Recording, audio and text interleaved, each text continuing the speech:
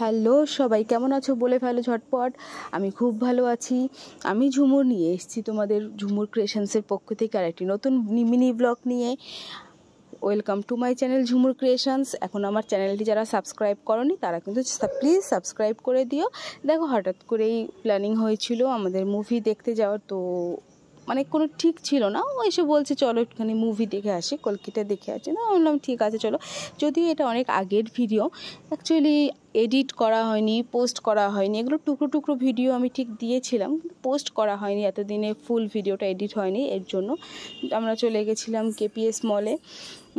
ওখানে গিয়ে দেখো পুরো, তখন আমরা যখন ঢুকলাম লেট নাইট ছিল, পুরো ফাঁকা ফাঁকা ছিল। দেখো আমি দেখাচ্ছিলাম।